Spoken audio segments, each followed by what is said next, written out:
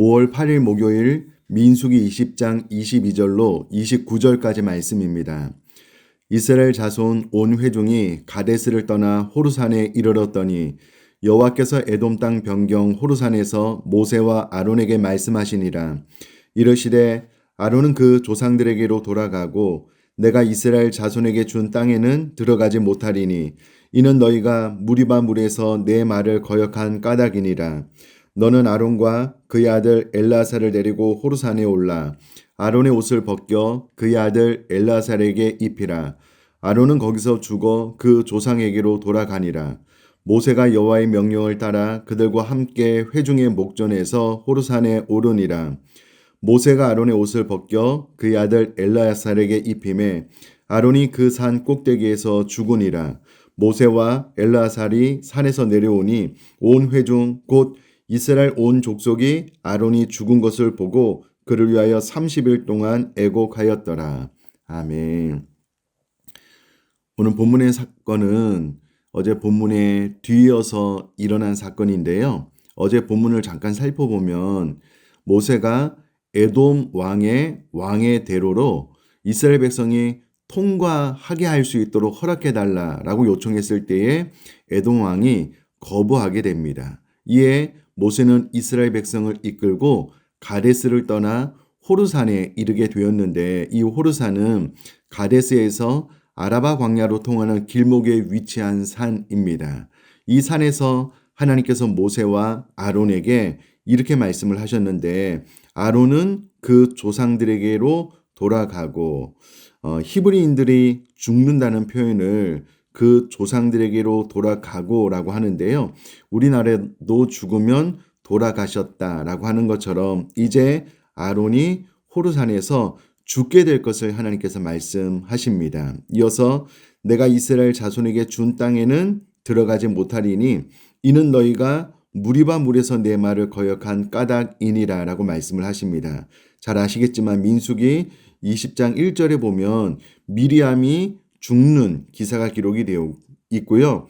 2절 바로 이어서 이스라엘 백성들이 물이 없어서 불평을 하게 됩니다.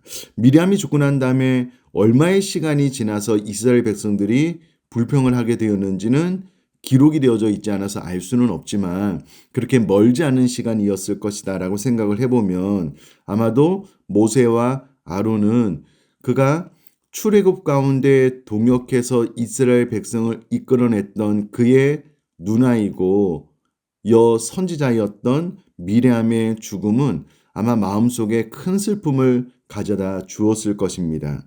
이 마음을 아는지 모르는지 이스라엘 백성들은 아랑곳하지 않고 본인들에게 물이 없음으로 인하여 모세와 아론을 하나님을 원망하게 되고 하나님은 모세에게 반석을 명하라 물을 내라 하셨지만 모세는 반석을 2번 치고 물을 내므로써 하나님의 거룩함을 나타내지 못하게 되고 이에 모세와 아론도 가나안 땅으로 들어가지 못하게 된다는 말씀을 이미 들었습니다. 24절은 그 부분에 대한 설명입니다.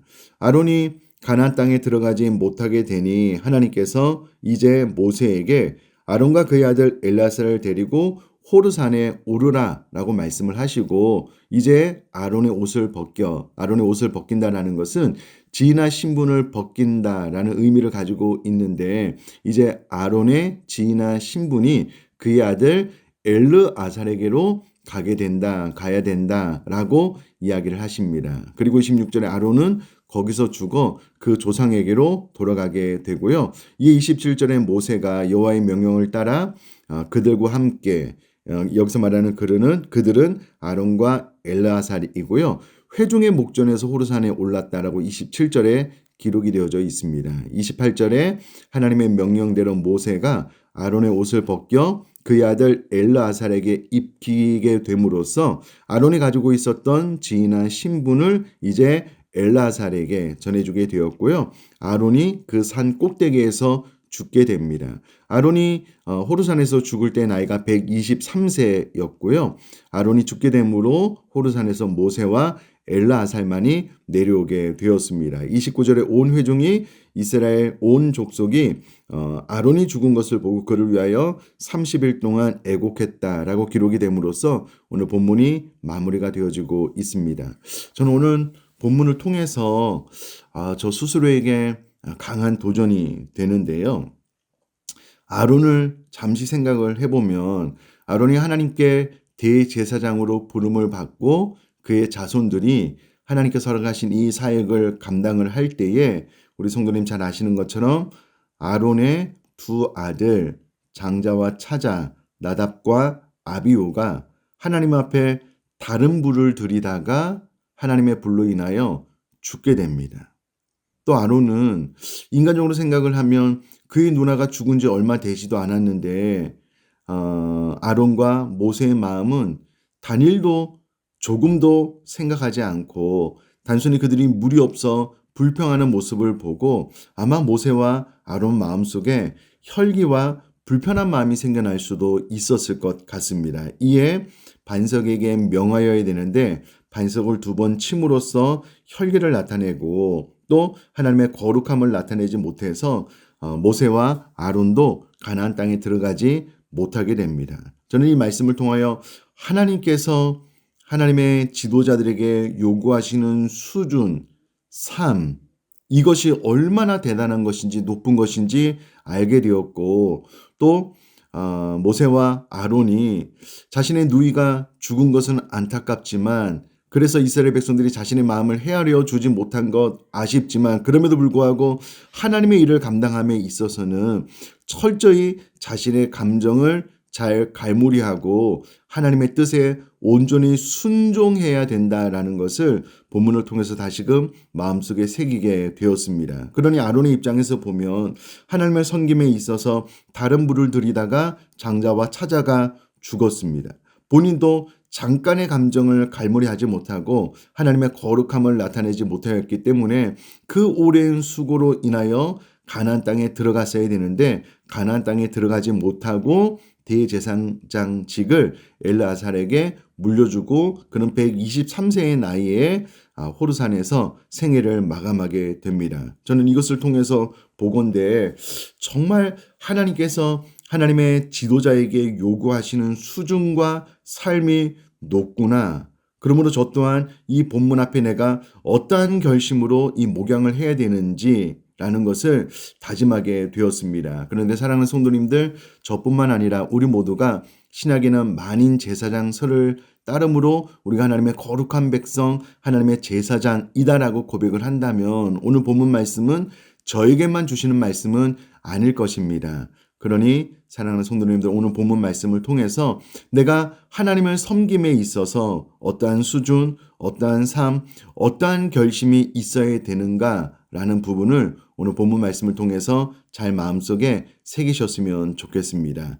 또 하나는 오늘 본문 말씀을 통해서 또 마음속에 새기는 것은 모세의 입장에서 정말 그가 의지하였던 믿음의 동력자 둘이 하나님의 부르심을 떠났고 또 사랑하는 가족들 둘이 하나님의 부르심을 받았습니다. 저는 이 말씀을 통해서 나와 우리의 생에도 이런 때가 올 것이다. 너무 사랑했던 믿음의 동역자, 사랑하는 가족들도 때가 되면 하나님의 부르심을 받게 될 것이다 라는 것을 생각을 하면서 그때에 너무 서운해하고 아쉬워하지 말고 지금 같이 동역할 때에 오히려 서로를 위해서 기도하고 격려하고 서로를 누리는 삶을 살아야 되겠다라는 결심을 하게 되었습니다. 사랑하는 성도님들도 아직 내 옆에 있는 동역자들, 사랑하는 가족들에게 후회 없는 사랑을 나눌 수 있게 되기를 주님의 이름으로 부탁드립니다. 제가 한번 기도하겠습니다. 살아계신 하나님 아버지, 하나님께서 부르신 리더의 수준, 삶, 결심이 어떠해야 되는지 본문 말씀을 통해서 마음에 새기게 됩니다. 저 우리 사랑하는 성도님들, 하나님의 일을 감당할 때에 나의 수준을 너무 낮추지 말고 나의 삶을 대충 해도 되겠지라고 생각하지 말고 이와 같은 결심으로 주님 따를 수 있도록 도와주시고 우리도 사랑하는 믿음의 동역자, 사랑하는 가족들을 하나님 앞에 보낼 때가 있었고 앞으로도 있을 것입니다. 이럴 때가 올 텐데 그러니 우리 사랑하는 동역자들이 옆에 있을 때에 더 사랑하고 더 격려하고 서로를 누리며 즐거워함으로 동역할 수 있는 그 은혜를 우리 모두에게 허락하여 주옵소서. 감사드리며 예수님의 이름으로 기도드립니다. 아멘.